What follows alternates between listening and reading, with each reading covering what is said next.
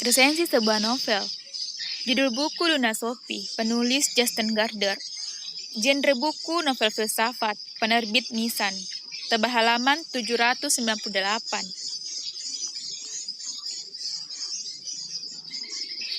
Secara singkat, saya akan memberikan resensi buku dari novel Dunia Sophie ini. Buku Dunia Sophie menceritakan tentang sejarah filsafat dari abad sebelum zamannya Socrates, sama Socrates yang terdiri dari Socrates, Plato, Aristoteles.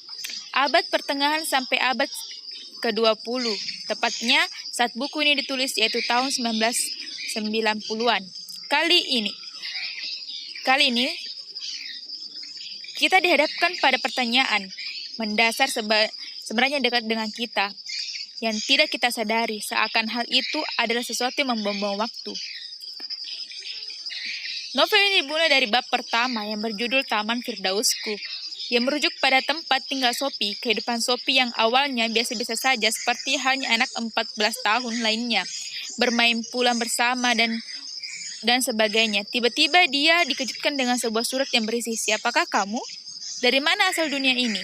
Yang mana membuat Sophie tergerak rasa keingintahuannya dan mencoba menjawab dengan akal rasionalnya.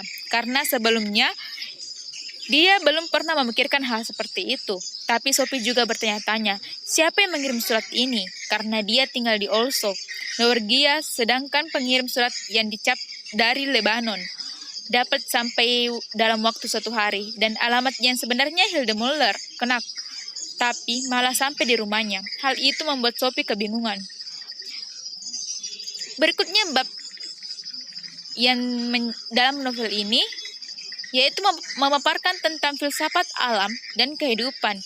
Bahkan eksistensi manusia dipertanyakan dalam buku ini. Zaman Eropa dari masa kegelapan sampai Renaissance juga dikupas tuntas oleh buku ini.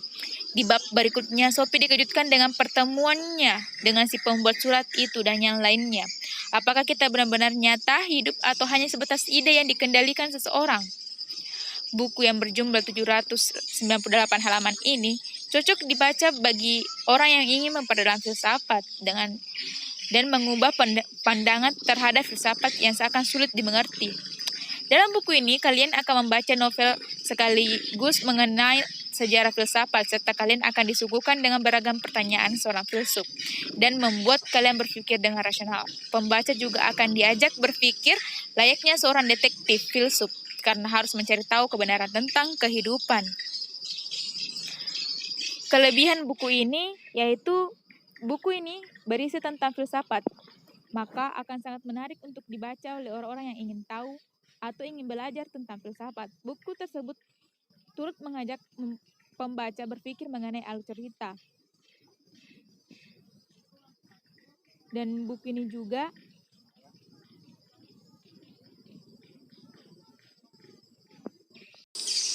di dalam buku ini, penulis mengambil para filsuf terkemuka dari barat dan membuat esensi mereka menjadi bentuk yang dapat dicerna oleh publik yang lebih luas. Faktanya, dia menulis buku ini hanya untuk mengajar filsafat di sekolah menengahnya, tetapi kemudian menjadi sukses di seluruh dunia.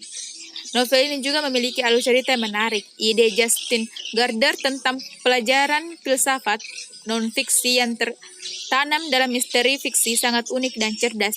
Tetapi hanya itu yang membuat saya terkesan tentang Dunia Sophie ini. Kemudian kekurangannya, menurut saya, karena bukunya yang sangat tebal, akan membutuhkan waktu yang lama untuk menyelesaikannya. Waktu saya membaca buku ini selesai dalam waktu 2 minggu. Karena tebal halamannya 700 lebih, dan itu pun kita harus juga memahami tentang isi dari buku ini sambil menganalisis tentang berbagai filsafat yang ada, kemudian tentang teori-teori filsuf seperti Aristoteles dan lainnya. Menurut saya, halaman dalam buku ini terlalu tebal dan kemudian terkadang kita merasa bosan saat membacanya. Meskipun beberapa teori menurut saya menarik, seperti teori Aristoteles, yang menurut saya sangat menarik. Dalam teori Aristoteles mengemukakan bahwa tidak ada sesuatu pun di dalam kesadaran yang belum pernah dialami oleh indera. Berbanding terbalik dari teori Plato sebelumnya mengatakan bahwa tidak ada sesuatu pun di dunia alam ini yang sebelumnya tidak lebih dahulu ada di dunia ide. Aristoteles berpendapat bahwa seluruh pemikiran dan gagasan kita masuk ke dalam kesadaran kita melalui apa yang pernah kita dengar dan lihat. Namun, kita mempunyai kekuatan akal bawaan. Kita tidak mempunyai ide bawaan, seperti yang diyakini Plato. Tapi kita mempunyai kemampuan bawaan untuk mengorganisasikan seluruh kesan indrawi ke dalam kategori-kategori dan kelompok-kelompok. Aristoteles tidak menyangkal bahwa manusia mempunyai akal bawaan. Sebaliknya, justru akal itulah menurut Aristoteles yang merupakan ciri khas yang membedakan manusia dengan makhluk-makhluk lainnya. Tapi akal kita sama sekali kosong sampai kita mengalami sesuatu, jadi manusia tidak mempunyai ide-ide bawaan.